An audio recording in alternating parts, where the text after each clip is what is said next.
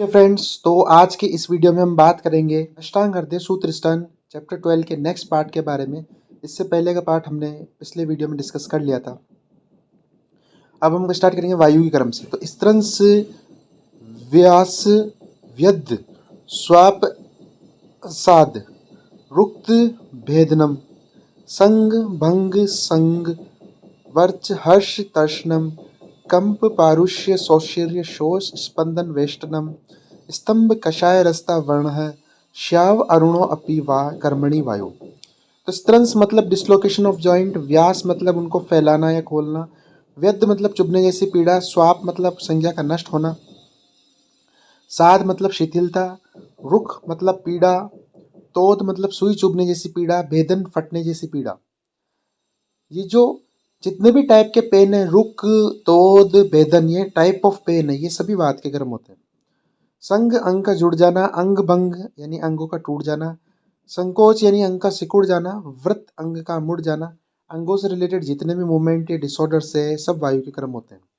हर्षण रोमांच तर्षण प्यास लगना, कंपन पारुष्य कर्कशता कठोरता, सौशीर्य सुशीरता या खोखलापन, सूखना, शोष स्पंदन पाल्पेशन ऐसा लग रहा है कि बॉडी में कुछ चल रहा है, वेस्टन यानी ऐठन, स्तंभ यानी स्टिफनेस, मुख का कषाय रस युक्त होना, वर्ण का श्याव या अरुण होना, ये वायु का क्रम। यहाँ आपको ध्यान देने वाली बात यह, जहाँ जहाँ वायु आएगी वहाँ वहाँ श्याव या श्याम या अरुणवण आएगा। श्याम और अरुणवण स्पेसिफिक होता है बात का। ठीक है, आगे बढ़ते हैं। अब हम बात करते हैं पित्त के कार्यों की। तो पित्त से दहा रोग ऊष्म पाकिता स्वेद क्लेद स्तुति कोत है सदनम मूर्छनम मदह कटुक अम्ल रसो वर्ण पांडु ऋण वर्जित है। दाह यानी बर्निंग सेंसेशन, राग, लालिमा एकदम लाल कलर से दिखना, शरीर में उष्णता, पाक होना, स्वेद पसीना आना, क्लेद गीलापन, स्तुति सिक्रीशन, कोय सडन डिके, सदन शिथिलता, ये सब पित्त के कर्म होते हैं। मूर्छा होना, मद होना, ये सब। मुख में कटु और अम्ल रस की पदार्थता, शरीर का वर्ण पांडु और रक्त लाल को छोड़कर शेष सभी नीला पीला हरा होना, ये पित्त के कार्य हैं। ठीक है, तो ये सब। अब इसमें आपको वर्ण ध्यान रखना है, नीला पीला हरा और पांडु वर्ण ये स्पेसिफिक पित्त के ही कलर होते हैं। कफ के कार्य श्लेष्मण है, स्नेह काठिन्य कंडु शीतत गौरवम बंधो उपलेप में शोफात्य निंद्रता वर्ण श्वेत रस स्वादु लवणों चिरकारिता, यानी स्निग्धता शरीर में कठिनता, कंडु खुजली होना, शीतलता होना, गुरुता भारीपन होना, बांधना, उपलेप शरीर में लिपटना, ऐसा लगना कोई शरीर में लिपट रहा है। हम जैसे एकदम मिठाई खाते थे, जैसे मुंह में लगता है ना कि कोई चीज़ लिपट गई है, जैसे पानी पीने की इच्छा होती है, उसी तरह से। स्थिमित्य मतलब शरीर को ऐसा लग रहा है गीले कपड़े से प्रतीत होना। शोफ शरीर में स्वेलिंग होना। अपक्यता पाक न होना, पाक होना तो पित्त का कर्म होता, पाक न होना कफ का। अति निंद्रता निद्रा का अधिक आना और निद्रा का क्षय वात का होता। शरीर में श्वेत वर्ण, मुख में मधुर और लवण रस की प्रधानता तथा देर से काम करना। ठीक है, सभी में रसों का ध्यान रखना। वात में कषाय रस आया था, पित्त में हमारे पास अम्ल और कटु रस आया था, ये पित्त को बढ़ाने वाले होते हैं। कफ में आया हमारे पास मधुर और लवण रस।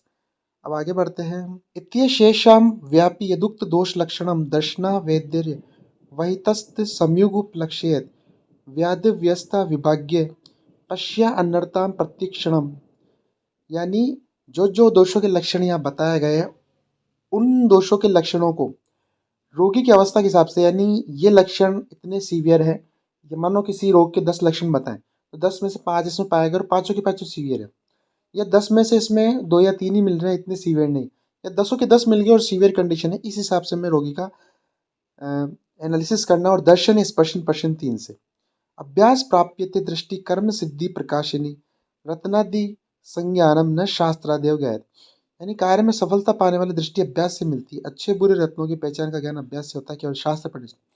जिसने टेक्स्ट बुक पढ़ी हो, उसके अलावा उन टेक्स्ट बुक को प्रैक्टिकल में जो लिखे हुए उनको करके देखा हो, दोनों तरीकों से ज्ञान होना आवश्यक है। और जितना ज़्यादा रोगी को देखेगा डॉक्टर या चिकित्सक या वैद्य, उतना ज़्यादा उसको पता पड़ेगा लक्षणों के बारे में और उतनी ज़्यादा उसको कार्य में सफलता आएगी। यानी practice makes a man perfect वाली बात है। दृष्टा अपचार्ज है कतिश्च कष्प पूर्वापराधज तत्संग रावत्यंत्यो व्याधिरेव त्रिदा स्मन, रोगों के भेद 3 प्रकार के। दष्ट कर्मज, इसमें रोग का कारण दिखाई देता है, ठीक है। अदृष्ट कर्मज यानी पूर्व में जो कर्म किए हैं उनके हिसाब से होता है। दृष्ट अदृष्ट उभय कर्मज, दोनों के मिश्रित संकर्ष होता है।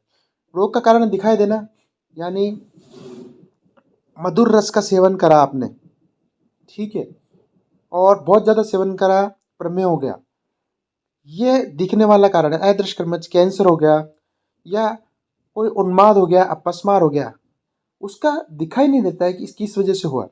अदृष्ट कर्मज और उभय कर्मज दोनों लक्षणों का आधार। व्याधियों के लक्षण यथा निदानम दोषोत्त कर्मजो हेतुर्विविनाम महारंभो अल्पिक हेतवातंगो दोष कर्म, यानी दृष्टि कर्मज या दोषज रोग होते हैं उसमें जिस प्रकार से उनके निदान होते हैं उसी प्रकार से दोषों के लक्षण होते हैं। अदृष्ट कर्मज में कारण के बिना ही रोग उत्पन्न होते हैं और उभय कर्मज में थोड़े कारण होने पर बहुत बड़ा रूप ले लेता है। तीनों में डिफरेंस है। दोषज में निदान आवश्यक होते हैं, अदृष्ट में निदान आवश्यक नहीं होते और उभयज में कम पे भी वो बहुत बड़ा रूप ले लेते हैं। विपक्षीलनात्म पूर्वम कर्मज कर्म संज्ञात गच्छत्युभय जन्मानाम तु दोष कर्म स्यात् शेयम। दोषज रोग विरोधी द्रव्य के सेवन से शांत होता है, यानी वात के सेवन से अगर वातज रोग हो रहा है तो उसके ऑपोजिट सेवन करा दो जो वात के 6 गुण है तो वो शांत हो जाएगा। कर्मज रोग पूर्व जन्म के क्षय होने से शांत होता है, मतलब अगर पूर्व जन्म में आपने काम ऐसे किए हैं और उसमें अवधि ऐसे लिखी कि 10 साल तक इसको इसका भोगना ही पड़ेगा, तो वो 10 साल तक आपको भोगना ही पड़ेगा। 10 साल के बाद वो क्षय होने पर धीरे धीरे हो जाएगा। दोष और कर्मज रोग दोष और कर्म दोनों के क्षय होने से शांत होता है। द्विधा स्वतंत्र परतंत्र द्व्याद्यो अंत्या पुनर्द्विधा पूर्वजः पूर्व रुखाप्यता जाता पश्चात। रोग दो प्रकार के होते हैं, स्वतंत्र और परतंत्र। और उपद्रव के बारे में यह बात पूर्व रूप, पूर्व रूप मतलब रोग से पूर्व होने वाले लक्षण और उपद्रव रोग के बाद होने वाले लक्षण। देखो पूर्व रूप के बारे में एक बात यह है कि पूर्व रूप में जो चिन्ह है रोग के वो स्पष्ट नहीं होते इसलिए इसको पूर्व बोलते हैं और उपद्रव रोग के बाद में होता है। अब बात करते हैं यथा स्वजन्म उपक्षया स्वतंत्र स्पष्ट लक्षणा विपरीतास्तु अन्यो तु विद्यादेव मलानपि ताल्यशेद वाहितो विकुर्णाम प्रतिज्वरम। जिन रोगों की उत्पत्ति और शांति अपने कारणों द्वारा आती है वो स्वतंत्र रोग है, उनके लक्षण स्पष्ट होते हैं। इसके विपरीत जिनके रोगों की उत्पत्ति शांति अपने कारणों के अनुसार न हो, लक्षण स्पष्ट न हो, परतंत्र रोग होते हैं। देखो कई रोग ऐसे होते हैं जो उनके निदान से मैंने बताया उन्हीं से उत्पन्न होते हैं और जो उनकी शांति की चिकित्सा के उपाय आता है उनसे। परतंत्र रोगों का पता ही नहीं पड़ता कि उत्पन्न कैसे हो, इनकी चिकित्सा क्या है, ठीक है, दोनों में डिफरेंस होता है और लक्षण स्पष्ट नहीं होता है। परतंत्र व्याधि की चिकित्सा तेषा प्रधान प्रशमो शाम्यतस्था पश्चात चिकित्से तूर्णम व बलवंत उपद्रवम व्याधि क्लिष्ट शरीर से पीड़ा कर्तरो ही सह, यानी प्रधान रोगों के शांत होने पर अप्रधान रोग स्वयं ही शांत हो जाते हैं। लेकिन परतंत्र रोग शांत न हो तो चिकित्सा करनी चाहिए, उपद्रव शक्तिशाली हो चिकित्सा करनी चाहिए। क्लिष्ट व्याधि उपद्रव शरीर में अत्यंत पीड़ा कर। स्वतंत्र और परतंत्र व्याधि में चिकित्सा का सिद्धांत ये है कि स्वतंत्र व्याधि की आप चिकित्सा करोगे तो परतंत्र व्याधि और उपद्रव साथ में ठीक हो जाए, लेकिन उपद्रव और परतंत्र व्याधि ही स्वतंत्र से बहुत ज्यादा शक्तिशाली की रोगी को बहुत कष्ट दे रही हो तो फिर पहले उनकी चिकित्सा करनी चाहिए। विकार नाम कुशलो न जीव्यात कदाचन न ही सर्व विकार नाम नामोत अस्थि दुर्वस्थिति। कई बार ऐसे सिम्टम्स दिखते हैं कि हमको पता ही नहीं पड़ता कि इस रोग में, और हम रोग को डिफाइन नहीं कर पाते उसका पैथोजेनेसिस के हिसाब से, ये नहीं बता पाते कौन सा रोग है, तो उसमें कभी भी शर्म नहीं करनी चाहिए क्योंकि सभी रोगों का नामकरण नहीं कर सकते। सैव कुपितो दोष समुत्थान विशेषता स्थानांतराणि च प्राप्य विकारान कुरुते बहुन तस्मात् विकार प्रकृति अधिष्ठान स्थानांतराणि च बुद्ध्वा हेतु विशेषान च शीघ्र कुर्यात् उपक्रम। तो वही दोष भिन्न भिन्न कारणों से कुपित होकर भिन्न भिन्न स्थानों पर पहुंचकर बहुत सारे विकारों को उत्पन्न करता है। इसलिए 3 कारण आपको पता होने चाहिए, उसके बेस पे आप किसी भी रोग का ट्रीटमेंट कर सकते हैं। रोग की प्रकृति अधिष्ठान और स्थान, ये लिखा हुआ तस्मात् प्रकृति अधिष्ठान स्थानांतरण, ये 3 बहुत इंपॉर्टेंट है। अब चिकित्सा पूर्व दशविध परीक्षा दूष्ये देश बलम काल मंडलम प्रकृति वयः सत्वम सातमयम तथा आहारम वस्ताश्च पृथक विधा सूक्ष्म सूक्ष्म समीक्ष्याम दोषोस्त दो अधिनोपणे यो वर्तते चिकित्सायाम न से स्खलति जातुचितम। जो चिकित्सक दोष और औषध का निर्माण है, दूष्य यानी ये जो मल दोष धातु है, देश 3 प्रकार के, बल 3 प्रकार के सहज कालज युक्तिगत ये चरक में बताए जाएंगे, काल शीत ग्रीष्म वर्षा, अनल जठरानल, प्रकृति प्रकृति वातादि 7, 3 वो द्वंद्वज, वय सत्व मन सात्मता और आहार के भिन्न भिन्न अवस्थाओं का अति सूक्ष्म समीक्षा करके चिकित्सा कार्य को करता है वह कभी भी गिरता सफल नहीं होता। यानी इन पैरामीटर्स को आपको कहते हैं कि ध्यान रखे चिकित्सा करनी चाहिए। अब बात करते हैं गुरु लघु व्याधि की परीक्षा। चरक विमान में भी ये कई श्लोक है, लेकिन वह मॉडिफाइड और इसको बहुत डिटेल में बताया गया। गुरुवल्प व्याधि संस्थानम सत्व देह बला बलात् दृश्यत अप्यंतकाराम तस्मिन वाहिनो भवेत्। कई बार व्यक्ति का सत्व, मन और शरीर का बल अबल की हीनता के आधार पर गुरु व्याधि, कई बार व्यक्ति के बॉडी को देख के और उसके माइंड को देख के अगर उसमें कोई अल्प रोग है, नहीं बहुत ज़्यादा गुरु व्याधि है, तो भी ऐसा लगता है कि इसको अल्प व्याधि है। और कोई व्यक्ति बहुत कमज़ोर होता है मन और शरीर से, तो उसमें अल्प व्याधि भी बड़ी दिखाई देती है। अतः इनमें लक्षणों के आधार पर हम धोखा खा सकते हैं, तो वहाँ चिकित्सा का ध्यान रखना चाहिए। विमर्श में जैसे दिया हुआ कि चरक विमान 7/3 में भी गुरु और लघु व्याधि रोगी का विस्तृत वर्णन किया गया। गुरु लघु मिति व्याधिम कल्पयस्तु विषक ध्रुव अल्प दोषान कलया पथ्य विप्रति पद्यते। तो अयोग्य चिकित्सक गुरु व्याधि को लघु और लघु को गुरु, ठीक है, दोनों में ही गड़बड़ कर देता है, तो दिक्कत होती है। ततो अल्पवीर्यं वा गुरु व्याधो प्रयोजितम उदर्येतराम रोगान संशोधनम योगत शोधनम युत्वगी योतन विपरीत विपर्य शिवगुणयनाम मलानेम केवल पपूर्यस्त। अगर किसी को गुरु व्याधि है और आपने अल्प मात्रा में औषधि दे दी अल्पवीर्य की, तो वो रोग को और बढ़ा देगी। और लघु व्याधि में अगर बहुत ज़्यादा दे दी तो बहुत ज़्यादा शोधन हो जाएगा, वायु बढ़ जाएगी, शरीर उसका नष्ट हो जाएगा। दोनों में ध्यान रखने की आवश्यकता है। अतो भी युक्तम सततम सर्व आलोच्यम सर्वथा तथा युंचितम भेषजम आरोग्यम यथा दूरम। इसलिए सभी प्रकार के दुष्यादि का विवेचन करके ही हमको ट्रीटमेंट देना चाहिए। वक्ष्य अंततः पर दोषा वृद्धि क्षय विभेदतः। तो दोषों के क्षय वृद्धि भेद से हम अब लक्षण कहेंगे। यहाँ हमको कोई भी श्लोक नहीं पढ़ना है। पहली बात तो दोषों के क्षय वृद्धि, इनसे जितने भी टोटल भेद बनते हैं वो टोटल मिला के 62 भेद बनते हैं। एक पेज आपको पलट के यहाँ आना पड़ेगा, ये देखिए। दोषों के क्षय वृद्धि से कुल मिलाकर हमारे पास जो विमर्श में लास्ट में लाइन है, तो कुल वृद्ध दोष 25, क्षीण दोष 25, ये हमारे पास हो गए 50, ठीक है। और 12 भेद जो होता है वो वृद्ध क्षीण दोनों के कॉम्बिनेशन से बनते हैं।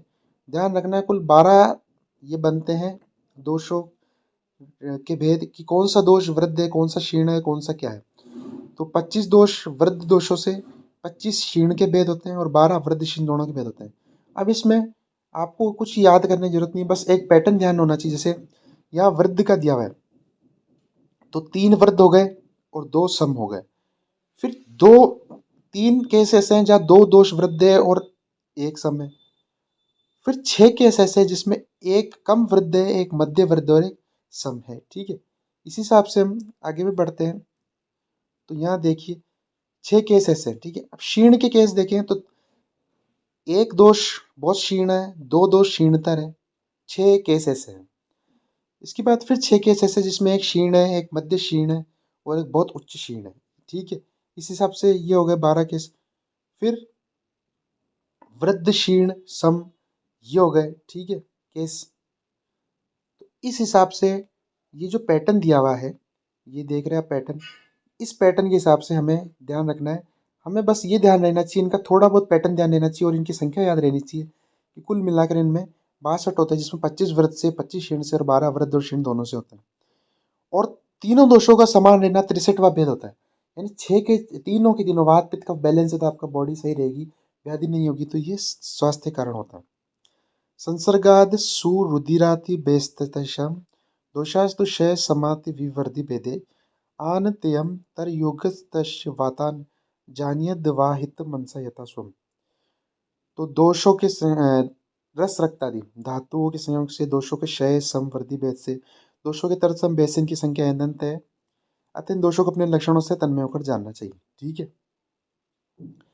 यानी अगर इनमें धातुओं का इन्वॉल्वमेंट भी हो जाता है, उसके अलावा इनके तरतम भेद और हो जाते हैं, हम और क्लासीफाई करें तो फिर जाकर इनकी संख्या को बता पाना नामुमकिन है, फिर बहुत असंख्य हो जाते हैं। फिर हमको लक्षणों से इनका ट्रीटमेंट करना चाहिए। ये हमारा चैप्टर नंबर 12 में यहाँ समाप्त हुआ। Thank you.